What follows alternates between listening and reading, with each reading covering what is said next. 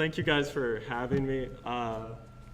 And what I want to talk about today is learning a second or third language. I know a lot of you guys already are fluent in Spanish, and so I want to talk about, or are still learning Spanish. So I want to talk about how to get really good at a second or third language, and also talk about some of the experiences you can have abroad, how to get abroad, and this dealing with all these things. So first I'd like to start out with a little bit of my personal history learning languages. So I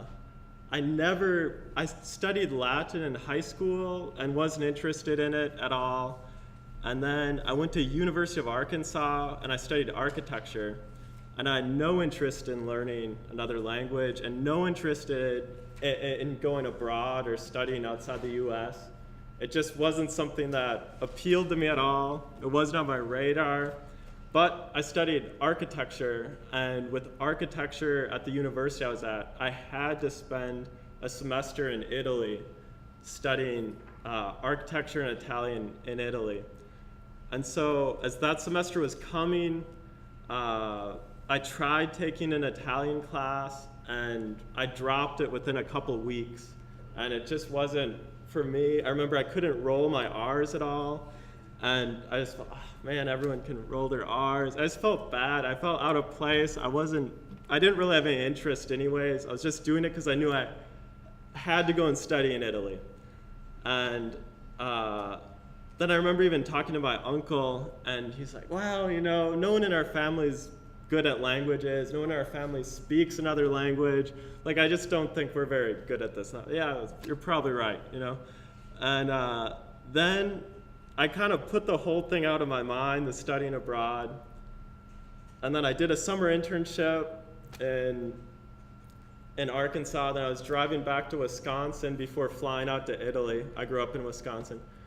And I remember I checked out an audio program from the library, and I listened to that. I thought, well, I have 10 hours now driving back from Arkansas to Wisconsin. I'm going to listen, focus in, and then I'll get it before I go. I remember I listened to maybe like an hour, 2 hours, and just couldn't deal with it and shut off.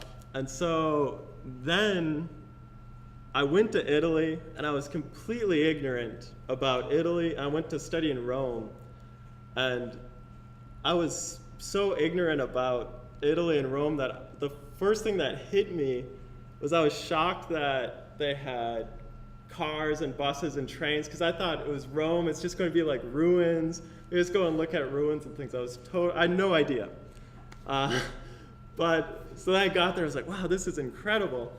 And then the other thing that hit me was I lived 21 years in the US. I thought the US was like the best. Like, I didn't want to go anywhere. I had no desire. And so I was in Rome maybe an hour. I thought, wow, like, good night. Like, this is incredible. Like, the quality of life, the beauty, the food, everything. I couldn't believe it. Like, it blew my mind immediately. And I remember I walked by myself then all around Rome. I was like, this is just incredible. I walked for like 3 or 4 hours, and in that 3 or 4 hours, all I wanted to do, like the only thing I could think about was, man, like, I just want to be Italian. If I could just be Italian. Like, I'd see people in a cafe over there, like Italians. I was like, man, like, I just want to be them. Like, I want that life. I want to be able to speak Italian. I want to dress like them. I want to do everything like them. Like, I wanted so bad. And before that, I had no desire. It wasn't on my radar. Didn't know anything about Italy or really anywhere outside the US. And I would have never done this if I didn't have to. So then everything changed immediately from that in my life. So that was age 21. Now I'm 28 now. So then I spent the last 7 years. I lived in Italy 2 years, then I worked in northern Chile, and I worked in Santiago. I worked for a startup firm in Cordoba, Argentina. I worked for a company in northern Brazil. Now I'm now I'm an entrepreneur in Rio de Janeiro, and so I've spent now 7 years learning languages and traveling, and I'm not doing architect. I graduate with an architecture degree and then end up doing other things. I worked some as an architect in Chile, but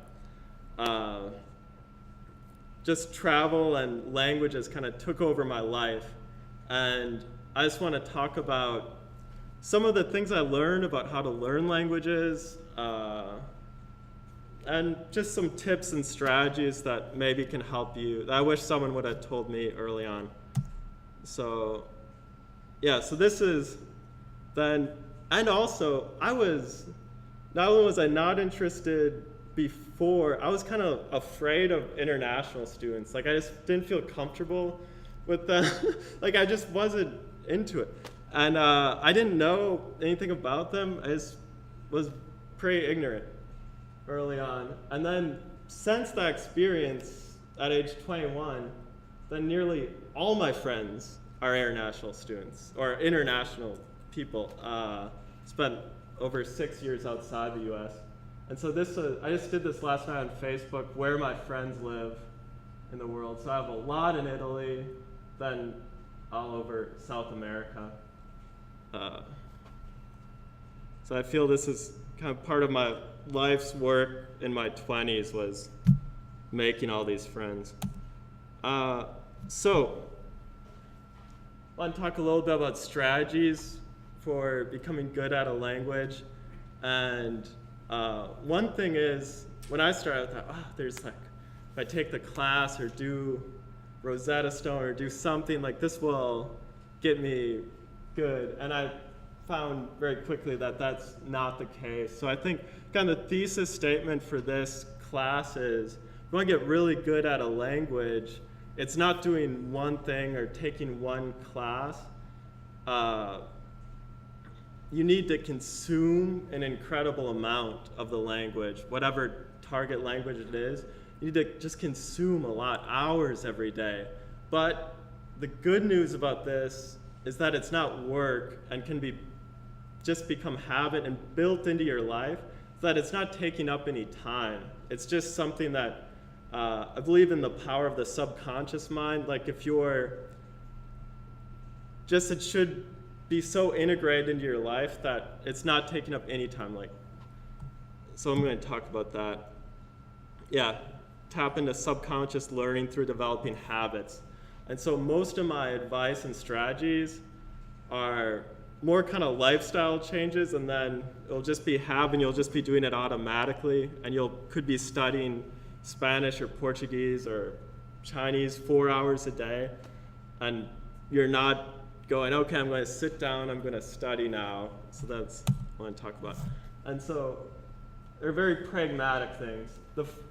One of the first things I think is huge is set your home page to whatever your target language is. This is like the biggest news source in Brazil here. So this is my homepage. So when I open up, I'll read the news in Portuguese, read a couple articles. It doesn't have to be anything deep. Like Brazil have lots of gossip articles, lots of stuff, whatever. And so if you read one article in the morning, instead of reading that article in English, just read in Spanish or Portuguese or Chinese. And that's already 15 minutes of your day. And then get in the habit of looking words up. You don't even have to do that. Just if you're taking it in, it's great. This is one a lot of people don't know about that I love. I just discovered this year, and it's been great for me. This is Duolingo. This is kind of, I really hate on Rosetta Stone a lot, because I don't think it's very good, but this is kind of Rosetta Stone done right, and it's free. And there are a lot of powerful things about this. It really teaches you how to write, spell, gets your grammar really good, and it's just a lot of translation. And I actually use this. This has solved a big problem in my life, because I learned Spanish more or less, not great, but I was functional. and I learned Portuguese, and then it kind of erases over, or then you have a major confusion. Portuñol, it's a huge problem. And that happened to me already with the Italian. Once I learned Spanish, then my Italian started eroding considerably. And the nice thing about this is, I'm going to go into the website here. Let's see. So I have it set that I'm a native Spanish speaker. So then all the work I do is from Spanish to Portuguese. So then I'm getting both of them locked in my mind. Let's see.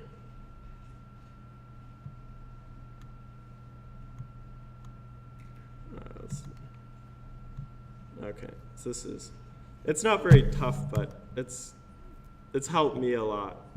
Qual é a sua resposta? Okay, so then you're going from, so then I'm taking this in Portuguese and then changing it back to Spanish, like, I think, yeah, okay. So there you go. So this has been huge for me because this solved a big problem in my life, which was once I learned one Romance language, going to the next Romance language, it was just a mess up everything, and I had a lot of trouble switching back and forth. And it's great if you're learning two languages at the same time. I would really recommend this to keep them straight. It could be any language. Oh yeah. Another nice thing about this is it's competitive. They have like this up at the top here. They have your streaks, like how many days in a row you've done it. I just had up to 11 days, and then I was traveling yesterday, and I lost my streak. Also, I like it because it has how you're doing in comparison to a group of friends. This is a really good friend of mine in Brazil, and so he's done more than me. I haven't done much this week. And you can communicate on here. I was talking to him a little bit. Way to go, 12 days in a row, And you say, now you have more points. But this is a fun thing, and it really gets you competent with writing, which is huge. So I always found it difficult to sit down and do a grammar exercise book, which I always really need to do, but it was really difficult. Like maybe I would do it for 1 week and then never touch it again. So this kind of gives you all these grammar workouts and writing workouts, and it's much more palatable and easier to do. And like I said, the streak is nice because then I just do this 10 minutes a day, and I want to keep this streak going. So I would highly recommend this. Okay. There we go.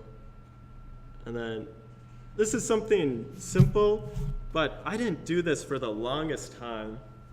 And I don't know if you native Spanish speakers want to learn Portuguese or another language, reading in that language is huge.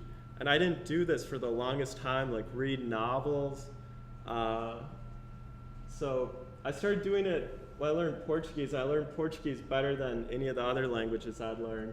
I think a big part of it was I just got in the habit of reading. If I was going to read, I'd just do it in Portuguese. I started out with easy books, like Harry Potter is easy, and can even start out easier than that or more sophisticated, but reading's essential.